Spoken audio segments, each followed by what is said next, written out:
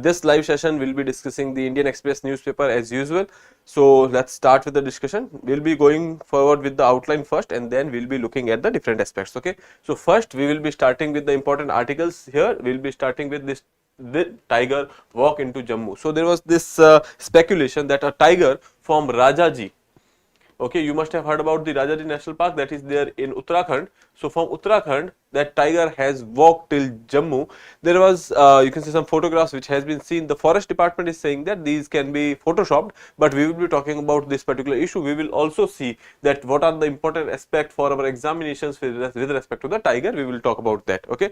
Then we will be coming to the next article that is related to the right to property, a human right. Recently, there was this petition with respect to some kind of project in Bangalore, and that petition went to the Supreme Court, and Supreme Court has said the right to property is a human right as well as a constitutional right. Okay, so we will say that it is not a fundamental right, but it is a constitutional right. So we will be looking at the implications. We will also look at the facts of the case as well. Okay, then coming to the next one, that is India Iran, what future holds. Okay, recently the minister from, or you can say a foreign minister of Iran will be visiting India, and they will be having a talk with our foreign minister.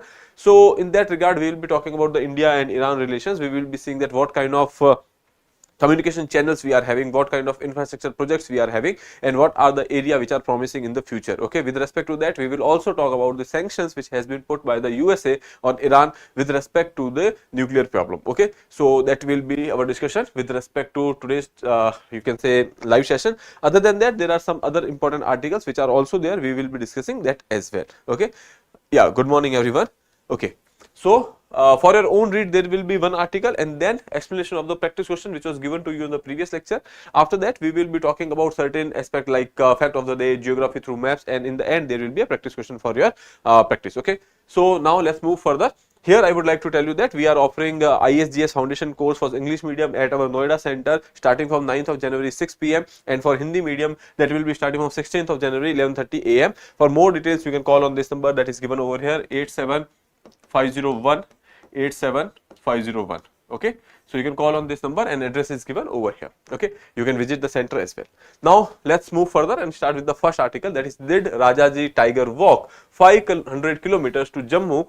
Army has a photograph. Forest department say it seems to be photoshopped. Okay, now when we are talking about moving from Uttarakhand to, you can say, Jammu, you have to cross Uttarakhand and then you have to go through Himachal Pradesh and then to Jammu and Kashmir. So that these kind of question can be asked in UPSC, because I remember there was this one question which has been asked that if a person starting to travel from Kerala and he wants to go to some national park in Arunachal Pradesh, then how many states minimum he has to cross. Okay, so such questions can be asked. Since it was in news, there might be a chance that they can ask you this as well. Okay, now this issue is not important that a tiger has walked from you can say Uttarakhand to Jammu. Okay, that is not important, but there are certain aspects which has been covered, like there are certain, you can say, areas which has been discussed, like Pir Panjal. Pir Panjal becomes important for us. We have already discussed in the geography through map, we have talked about the various Himalayan range and we have talked about Pir Panjal over there. Other than that, this area of Rajouri and Poonch, this has been in news because of the terrorist activities, so that is also important for you. Other than that, there are some of the protected areas which has been talked about in this article, that is Rajaji Tiger Reserve that is there in Uttarakhand. Okay, other than that also there are some areas which has been discussed over here. So we will be talking about that. Here you can see Renuka Sanctuary which is there in Himachal, Kalesar National Park which is there in Haryana, and then here Rajaji Tiger Reserve that is there in Uttarakhand. Okay, so now let's see what aspects we have to cover over here. So these are the protected sites which has been talked about in this article. Now see, Rajaji Tiger Reserve, this is there in Uttarakhand, possible source of tiger. Now they are saying that this is the area from where this tiger has started. Then coming to the next one, Renuka Wildlife Sanctuary that is there in Himachal Pradesh, part of suggested migratory route, the route he has taken or he or she has taken from that particular area to the Jammu and Kashmir. Then Kalesar National Park which is there in Haryana, potential stopover during the migration. Then Jigme Dorji National Park which is there in Bhutan, example of high altitude presence. Okay, so this is example wherein you can say that tigers can be found in these areas as well. Now in this article we will be talking about the areas where tigers are mostly found. In that you will be seeing that mostly in the areas of Ladakh, Jammu, Kashmir, you will not be seeing these tigers, but there has been example wherein you can see that tigers has been found in the high altitude areas as well. Okay, so if someone is asking that tiger can be found in a high altitude area, so you can say that can be correct.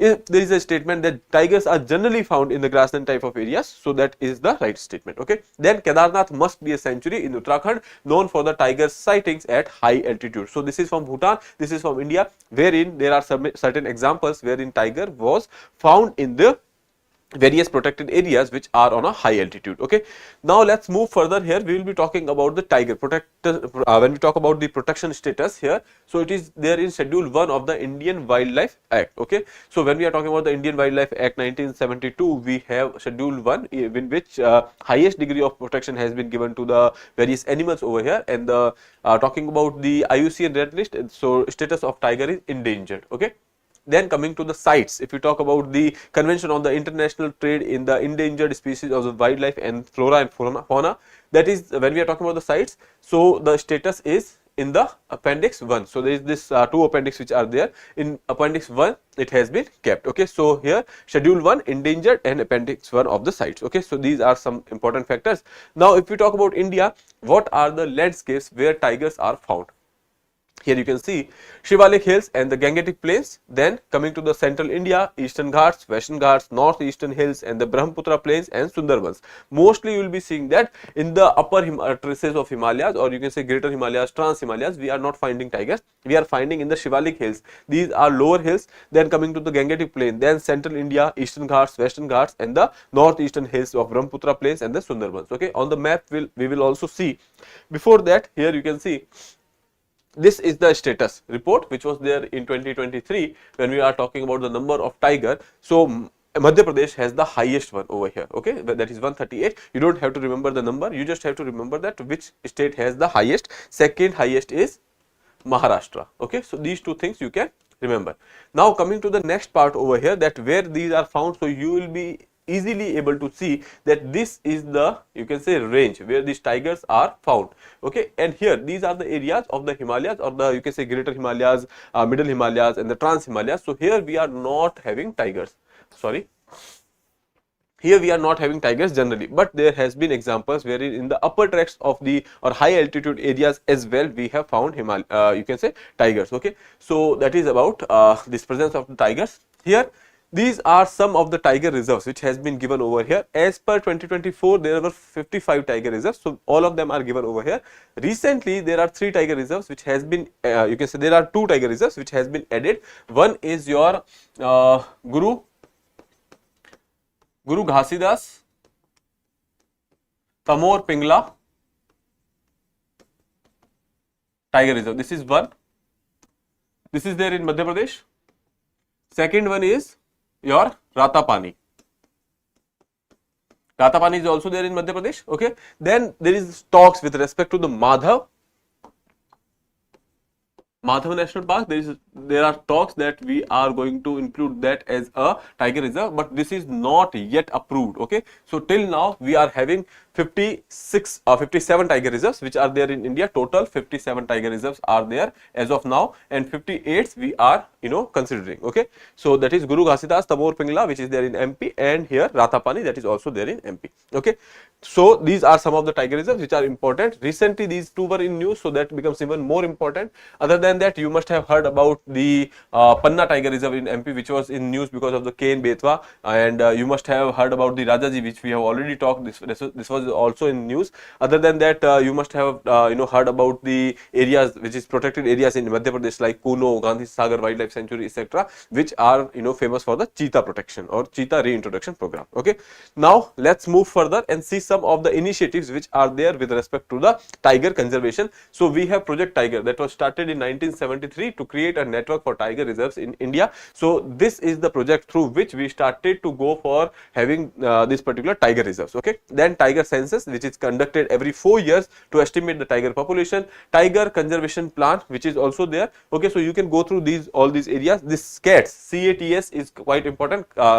conservation assure tiger standards. Then coming to the next one, that is community reserves, which are there, LiDAR based survey technology which is there, and M stripes that has been asked in UPSC, okay. And then we have K trait, okay. So these are some of the initiatives which are there with respect to the monitoring the tiger, conservation of the tiger, and the preservation of the habitats of the tigers, okay. These are there in India. When we talk about the global efforts, here you can see Global Tiger Forum is there, then Global Tiger Initiative is also there. The aim is to increase the population to you can say TX2, double the population. Then St. Petersburg Declaration, which is there, agreement by 13 tiger regions country to protect the tiger. Then 13 tiger regions country TRCs which are there, which includes India. India is also among the tiger range countries. So this is the global initiative. So we have talked about almost everything with respect to the tiger which can be asked in the examinations, okay.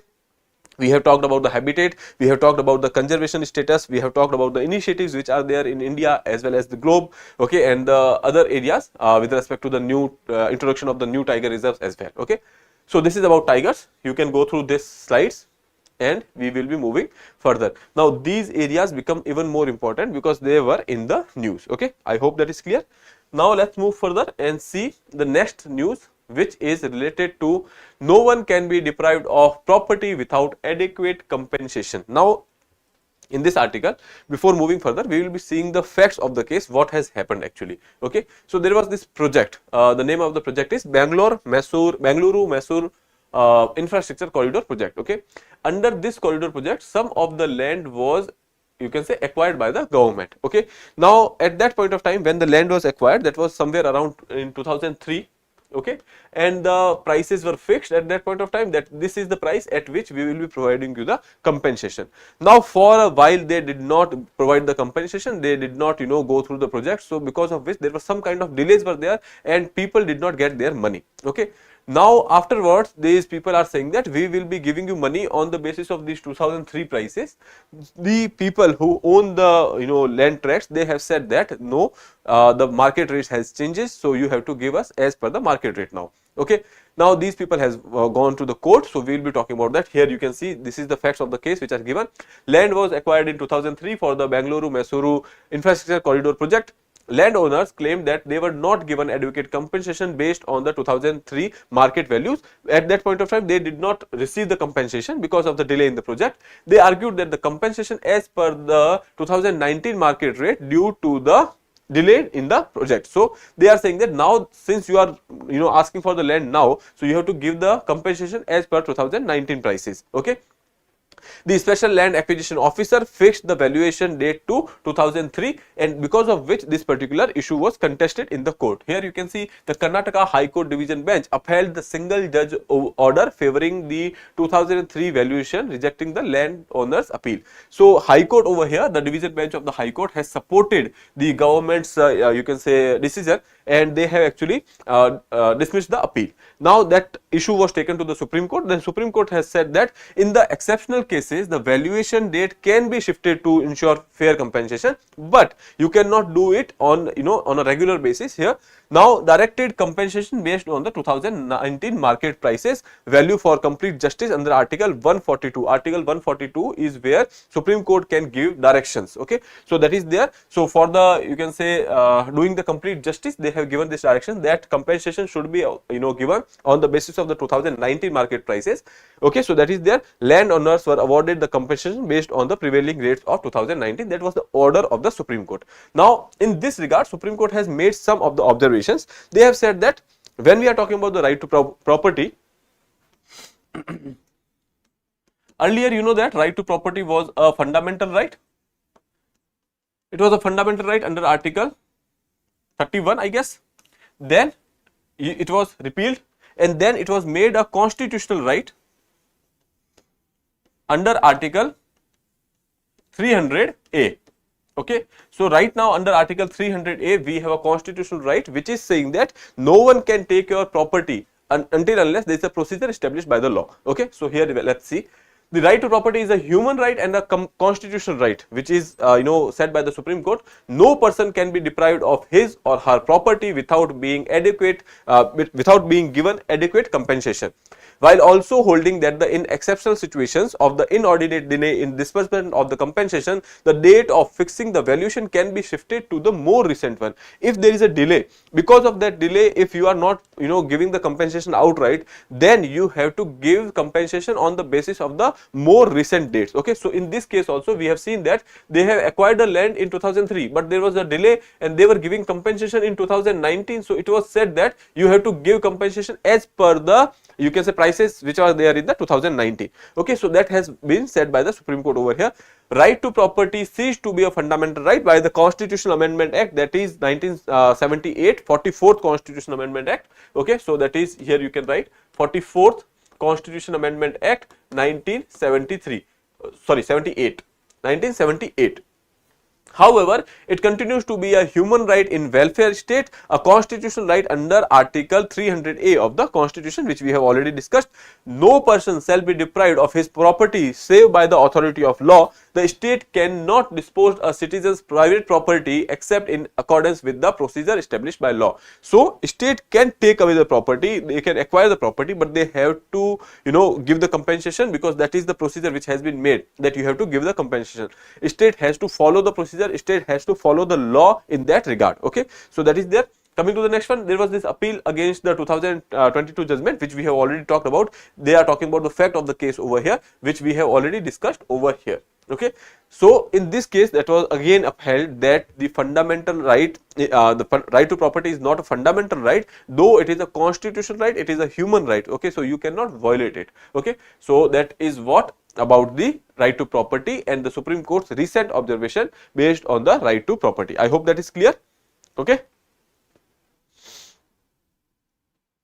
Sir, we will get PDF. Yes, you will be getting a PDF in the Telegram. We have a Telegram group and the link is given in the description. So you can click on the link and you will be getting the PDF of this particular session within 4 to 5 hours or by the end of the day. Okay, so you can get that. Yes, it is a legal right. If it is in the Constitution, it is a legal right or the constitutional right. It is not a fundamental right. Fundamental rights are those rights which are there under Part 3.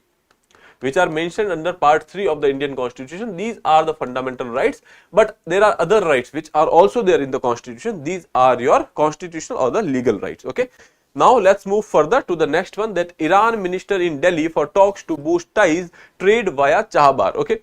Now you know that Iran is walking on a tightrope, you can say, because with respect to the USA, the economy is not performing very well, but there are some of the allies which are there, be it China, be it you can say Russia, North Korea. These are having this excess of autocracy. Okay, now there are two kind of axis which are famous with respect to the Iran. One is axis of resistance. In axis of resistance, here we will be talking about that first. There are two kind of axes which are there. One is axis of resistance, which can be asked in the examination. Under this, Iran has some proxies like Hamas, which are there in Israel, I could say Gaza Strip. Okay, then we have Hezbollah.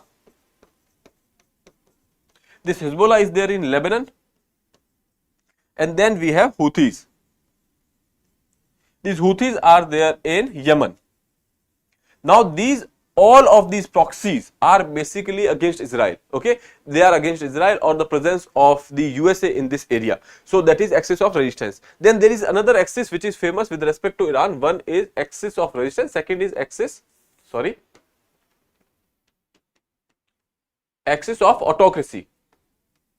There is this axis of autocracy, which is basically under which there are some of the authoritarian regimes which are there, be it Russia, be it China, be it North Korea, or you can say Iran. Now these are some of the authoritarian regimes which are there. Now they are having some kind of alliance. Okay, this is not a formal alliance, but it is a visual alliance or the hypothetical alliance which is there. That is basically axis of autocracy: Russia, China, North Korea, Iran. Now they are collaborating on various aspects, like be it military, be it economic aspects, etc. Now this is to you can say counter the hegemony of the West. This is against the West or the Western democracies which are trying to impose democracies. Okay, so that is about your axis of autocracy and axis of you can say resistance with respect to Iran. Now coming back to the article.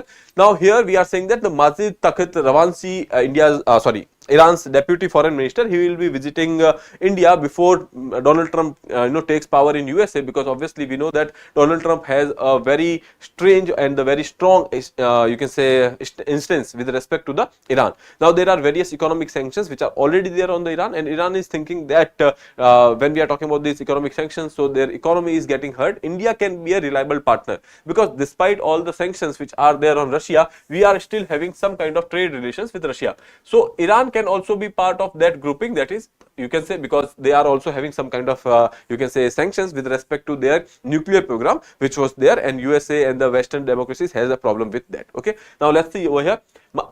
Sorry. Sorry. Majid Takht Ravanchi, Iran's deputy foreign minister, reached New Delhi for talks. Iran is looking at increasing bilateral trade with India, including via the Chahabar port. We will be talking about the Chahabar port in the further slides.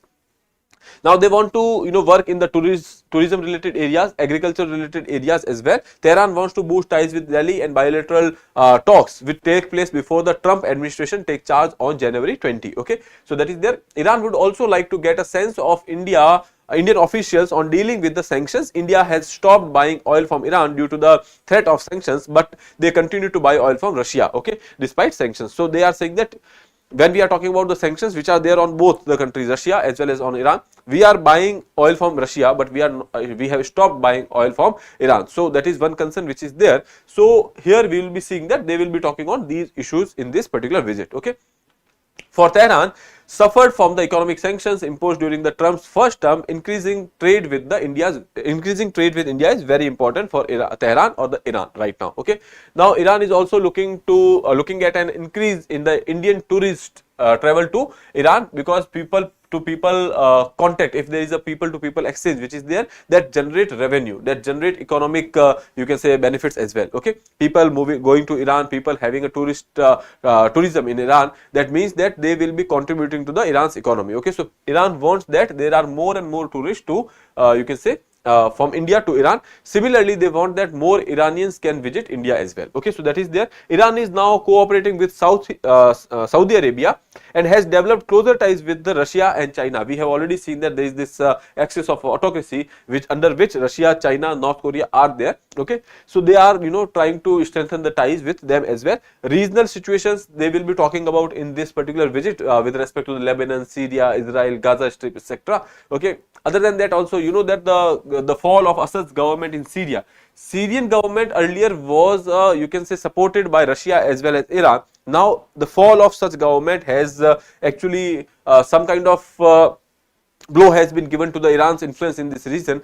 Now they are not sure about the current government which is over there, or the government by the rebels over there. So they have expressed the concern over here that these rebels are having some kind of connection with the Al Qaeda and ISIS. So there are chances that extremist element might rise in this region. So that is some of the concerns which they will be talking about in this particular visit. So this is about India and Iran.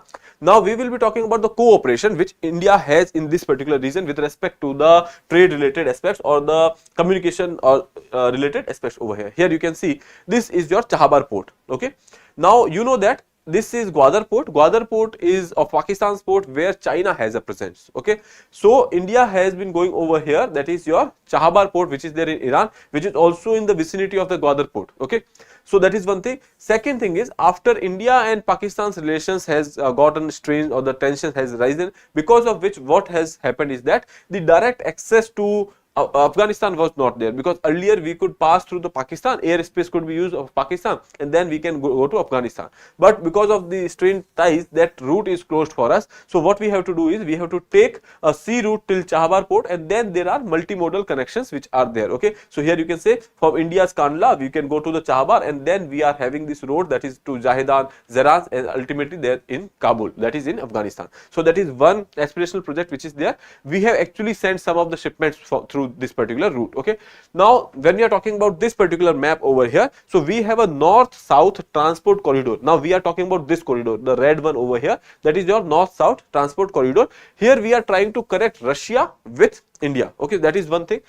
earlier when we are talking about the existing route, here you can see that the maritime route is there, that is from the Arabian Sea, you can go to the Red Sea, and then Mediterranean from North Sea and the, you can say the seas, Baltic Sea, etc. Then you will be going to the St. Petersburg. Now they are going for the multimodal mode of transportation over here. Here they will be starting from the St. Petersburg, or you can say they will be starting from Mumbai, then going through the sea route they will be going to the Bandar Abbas, that is there in Iran. Okay, Bandar Abbas port, that is there in Iran, and they will be traveling through Iran. Then there is this another you can say area, that is the Caspian Sea. So you will be taking maritime route. There is this Azerbaijan, then Astrakhan which is there, and then Moscow, then St. Petersburg. So ultimately we are going for a shorter route. Their role of you can say Iran is also important. Okay, so these are two projects which are aspirational projects which are under the pipelines. Okay, so that is about your Iran and India's relations. Now coming to the next one, in Gurgaon, Blinket launches 10-minute ambulance service. Now this is not directly important for your examination, but one thing which is clear over here is that if you are able to connect the dots, if you are able to take such example to your ethics paper, to your case studies, or in a GS governance related paper, so that can fetch you some extra marks. Now if a private player can do that, the government can also do that. They are saying that they will be sending ambulances within 10 minutes. Okay, Blinkit has a service delivery. Blinkit is basically a service delivery app which is doing you can say they are providing door to door grocery delivery service, under which they have also included some other services like groceries and then the printouts of the documents, etc. So you will be, when you send something for the printouts, you will be getting a parcel which is saying that confidential documents. So like that they have started the services. Now they are going for the ambulance. Now here you can see two, three things you can remember. That is, one is corporate social responsibility. Now this is a statutory norm which is there, that you have to contribute something, but that is not necessary that you are doing through because of the statute only. Because of your own intent, if you want to give it back to the society, you can take the responsibility on your own. Okay, so that is one initiative like that. So you can give example. Second, you can give example in the governance, okay, that something or the fast and effective service delivery can be ensured. Okay. Third thing is that if we are talking about the private sector service delivery, so you can give this example. Okay, so that is about your Blinkit related article. You can go through this article. So moving further, high credit card interest is not unfair trade practice. Here is why. Now there was this case under which some of the petitioners has moved to the Supreme Court saying that credit cards are charging very high interest rate, that is somewhere around 35 to 40% on the loans. Now Supreme Court has said that before that, when we are talking about the consumer forums has put a cap that you should not go beyond 30% and all, but Supreme Court has said that that is the prerogative of the bank. Okay, that you cannot decide that how much you have to charge over here. Okay, so in this regard we will be talking about some aspects over here. So let's see, high credit card interest rate cannot be challenged as unfair trade practices. Only Reserve Bank of India has authority to regulate and impose the limits on the interest rates. Why they have said this? Because in the background of the case you will be seeing that the consumer forum has put some kind of cap. Okay, so here Supreme Court has made it clear that only RBI has that kind of authority. If you look at the case background, there was this petitioner under this case, that is Awaz Punita Society and others versus Reserve Bank of India and others, argued that the bank charged, you can say, high interest rate between 36 to 49% per annum for credit card defaults. Okay, so that is what they are contending, that this is very high interest rate which is there on the credit card. The National Consumer Dispute Redressal Commission that has capped the interest rate at 30% in 2008. Okay, now in this regard Supreme Court has said that this particular thing is not justified because only RBI has that kind of power. Okay, so here you can see RBI's position. RBI stated that it does not set specific interest caps but direct banks to adopt reasonable principles. Okay, bank defended their rates under the Banking Regulation Act 1949, claiming that RBI is the only authority to regulate the interest rate and not the consumer forums. Okay, now NCDRC found it that no justification can be given for the excessive rates compared to the global averages. When we are talking about the global average, you will be seeing that that is somewhere around 25 to 30%. In some countries it is above 50% as well, but if you are talking about average, that will be around 35%. Okay, declared charging interest rate beyond 30% as unfair trade practice. That has been said by the consumer forum, but Supreme Court has actually overturned this, and NCDRC encroached on the RBI's domain by capping the interest rate. The issue falls under the section 21A of the Banking Regulation Act, barring the courts for re-examining the agreed interest rates. bank did not mislead consumers, their actions complied with the RBI guidelines, because obviously these interest rates were already given that if you are not paying your loans, then these kind of interest rate will be charged. Okay, so we are not misleading the consumers. Okay, that was the choice of the consumer to go further with the services, financial services over there.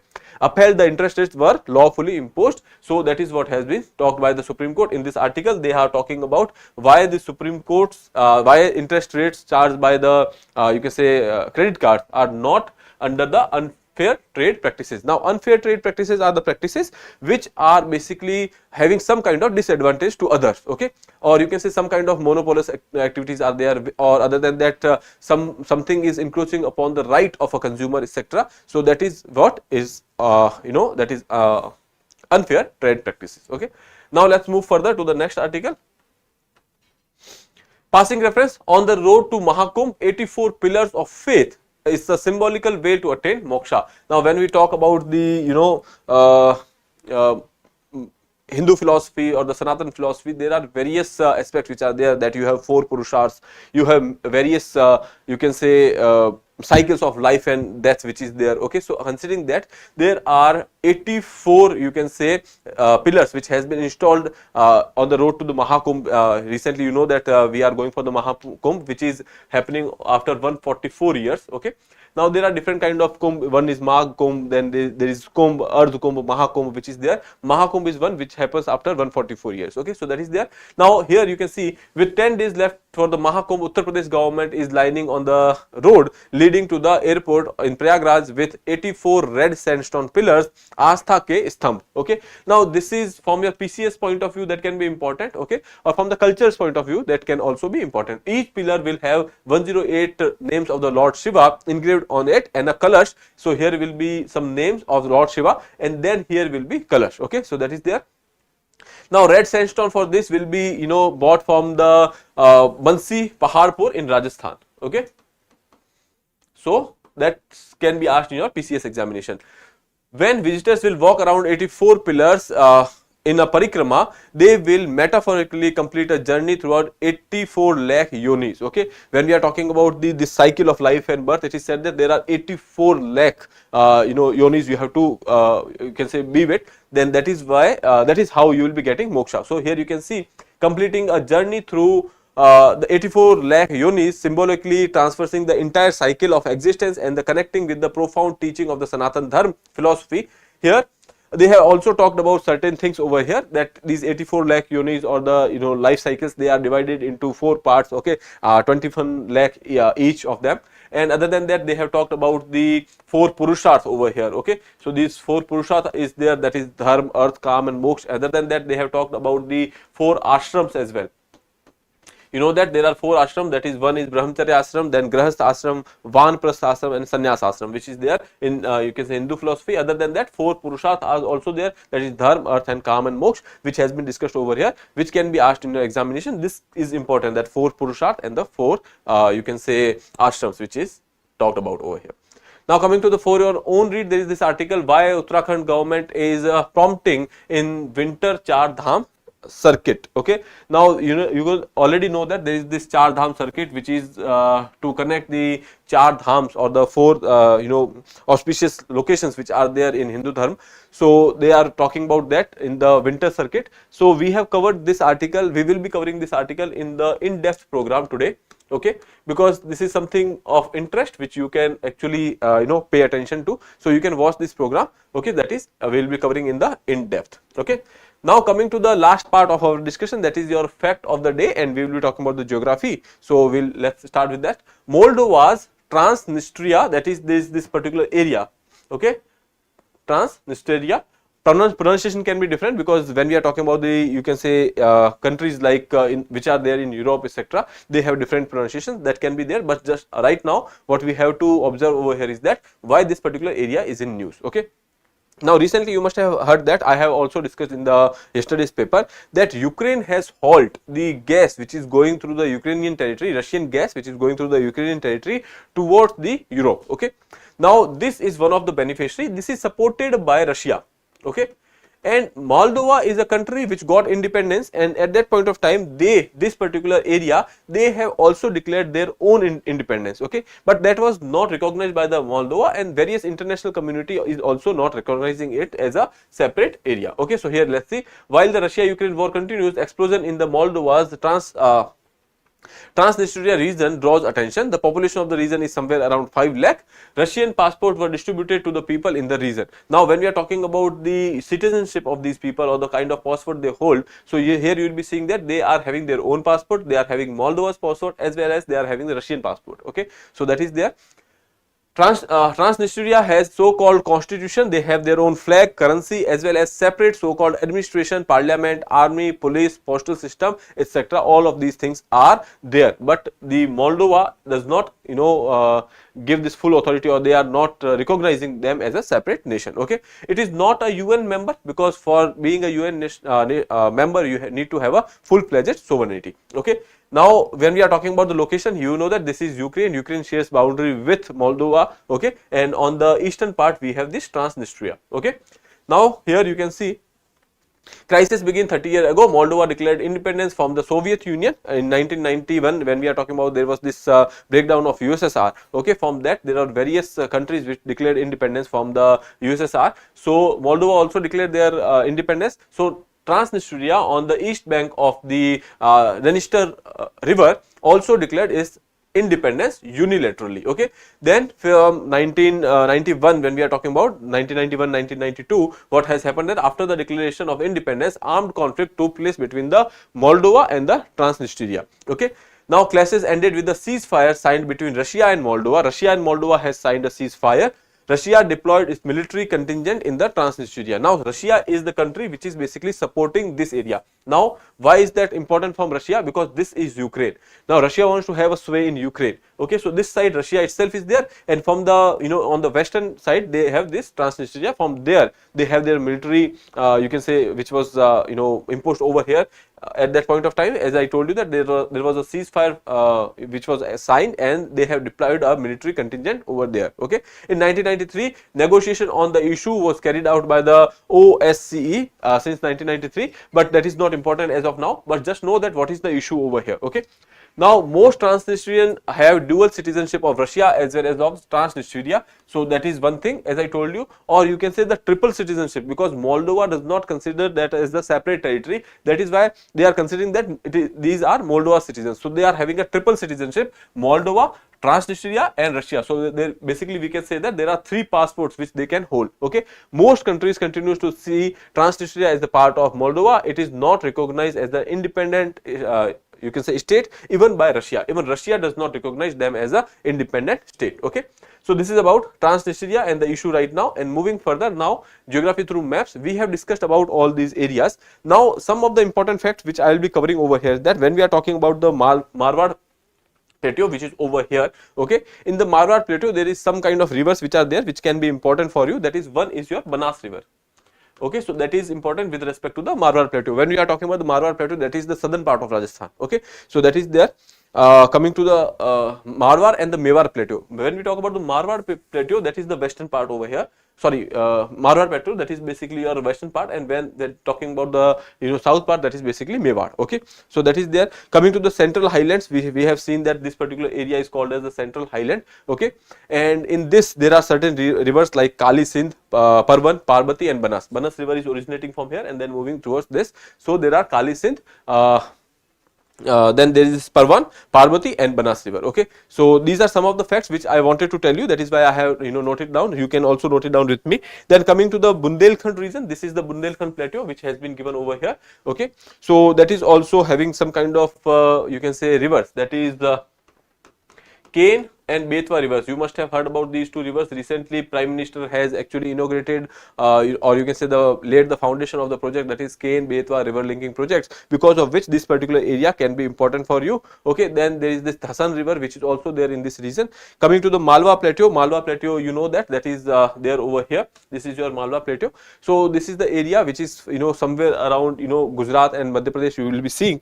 Okay, so there are some kind of you can say rivers, that is Nabda, Tapi, these rivers are there in this particular region. Okay, coming to the Chota Nagpur plateau, we have already talked about this particular plateau. We have seen that there was this Rajmahal hills which are there, then there are this Garo hills which are there. This is your Rajmahal Garo Rajmahal gap which is there. Okay, so that is about the Chota Nagpur. And when we are talking about this particular Chota Nagpur plateau, you know that this is a very mineral rich area. Okay, so you will be seeing that in the areas of Jharkhand most of the minerals are found. So that is about the you can say your Chota Nagpur. It is, you can say, that is also a coal rich area. Okay, so that is some of the fact with regarding this. Meghalaya plateau we have already talked about, so it has been divided into three parts. One is Garo, Khasi and Jaintia hills. Okay, so that is there in Meghalaya. This is extension of this you can say peninsular plateau only. Okay, so that is there. After that, then when we are talking about the Deccan plateau, okay, when we talk about this particular region over here, Deccan plateau has also been divided into 3-4 regional parts. Deccan plateau is there, then Karnataka plateau is there, Telangana plateau is there, then here you can say Baghelkhand plateau is there. This is Bundelkhand plateau, this is Baghelkhand plateau. Okay, so please remember these differences over here. So when we are talking about the northern territory, or you can say northern part, this is basically your Vindhyas and Satpura region which is there. And after that we will be talking about the Maharashtra plateau. So here prominent rivers like Krishna is there, Bhima, Krishna, Godavari river, these are basically originating in this particular region, so that can be important. Other than that, Karnataka plateau if we are talking about, so there is this two part which is there, one is your Malnad and then Medan. Okay, so when we are talking about Malnad, that is basically the hilly area, and Medan, that is plains. When we in northern India, you know that the Medan terms is used for the plain regions. Okay, then coming to the next one, that is your Telangana plateau. Okay, so you will be seeing that there is Godavari, Krishna, Peneru rivers which are all there in the Telangana plateau. And then other than that, we have talked about other things. When we talk about this Chhattisgarh plateau or this particular region plateau, you will be seeing that there was this other river, that is Mahanadi river. Now all these rivers and all, we will be discussing about these rivers again when we will be talking about the Indian rivers through the maps. Okay, so stay tuned with that. Sir, why don't you cover economic part? See, important factor is that when we are talking about the economy part, most of the time you will be seeing that inflation related aspects are covered, or you can say stock market related aspects are covered. So once in a while we are covering that, but the thing is, when we are talking about inflation, that will be repetitive again and again. So we discuss the inflation related aspects when there is a monetary policy review. Okay, other than that, we will be talking about that when budget comes, because all the data which is generally given in the economics, general economics, what happens is that keeps changing. So why do we have to be flooded with the data? We can just focus on the data which can be important for us, that is given in the budget and the economic survey. So at that point of time we will be covering that data, because in the examination they will be asking only that kind of data. Okay, other than that, concept related things, when we are talking about the economics, that you have to learn on your own, because this is the class of current affairs and not of the static. Okay, so these static things like GDP, inflation, type of inflation, unemployment, or other planning, etc., that you have to do it on your own. But if they are in news because of some reason, let's say if there is some kind of big change which is there in the repo rate, we will be considering that. If there is a issue with respect to the inflation, we will be talking about that as well. Okay, so that is how we'll be covering economics as well. Whenever there is a significant development in the economics, we'll be talking about that. Otherwise, simply data we are not discussing, because it is very difficult for you to remember the data, and ultimately you should focus on those things which you can remember and reproduce. This examination is not to accumulate the knowledge, it is to use the knowledge which you already have. Okay, with respect to the data, it is not very smart way to read about all this data every day. Focus on the data which you can remember, focus on the data which can be asked in the examination, and you know that economic survey, budget are the part which almost cover all the kind of data which you will be needing for your examination. So we will be covering that as well. Okay, so don't worry about that. We will not be you can say leaving anything apart. Okay.